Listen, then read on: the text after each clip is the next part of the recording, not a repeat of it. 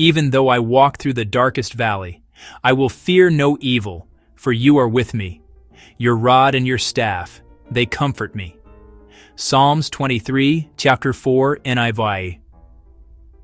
He also says, "In the beginning, Lord, you laid the foundations of the earth, and the heavens are the work of your hands. They will perish, but you remain.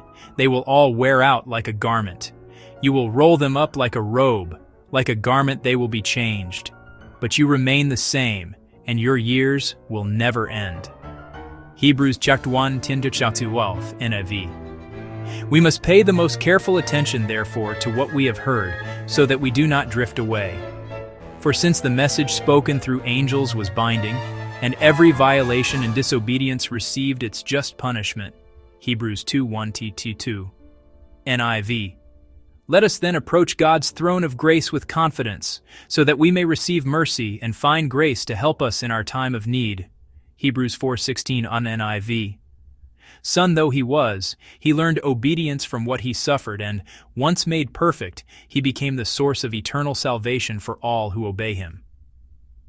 Hebrews 5:8-9, NIV.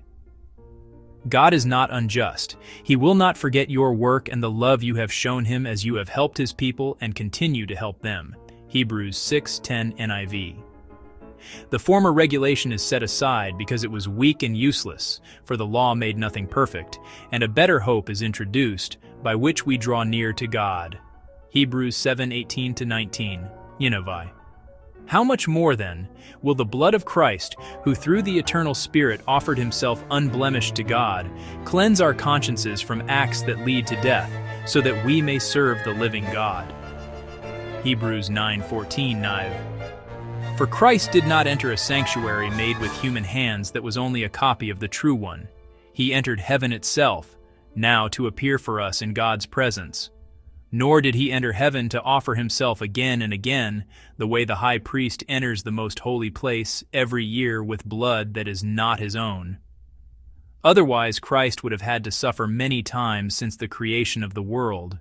But he has appeared once for all at the culmination of the ages to do away with sin by the sacrifice of himself. Just as people are destined to die once, and after that to face judgment, so Christ was sacrificed once to take away the sins of many. And he will appear a second time, not to bear sin, but to bring salvation to those who are waiting for him.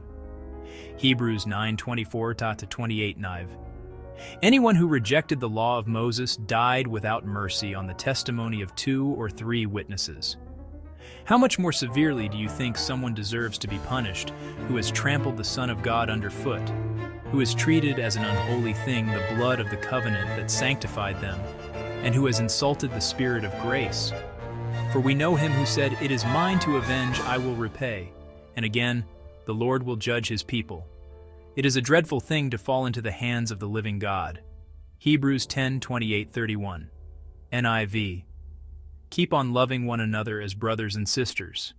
Do not forget to show hospitality to strangers, for by so doing some people have shown hospitality to angels without knowing it.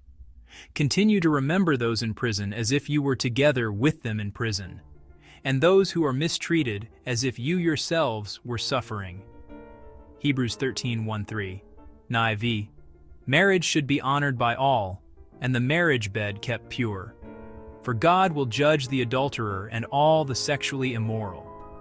Keep your lives free from the love of money and be content with what you have, because God has said, "Never will I leave you, never will I forsake you."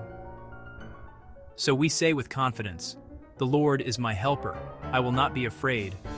What can mere mortals do to me?" Hebrews 13:4-6, NIV. Do not merely listen to the word and so deceive yourselves. Do what it says. James 1:22, NEV. In the same way, faith by itself, if it is not accompanied by action, is dead. But someone will say, "You have faith, I have deeds.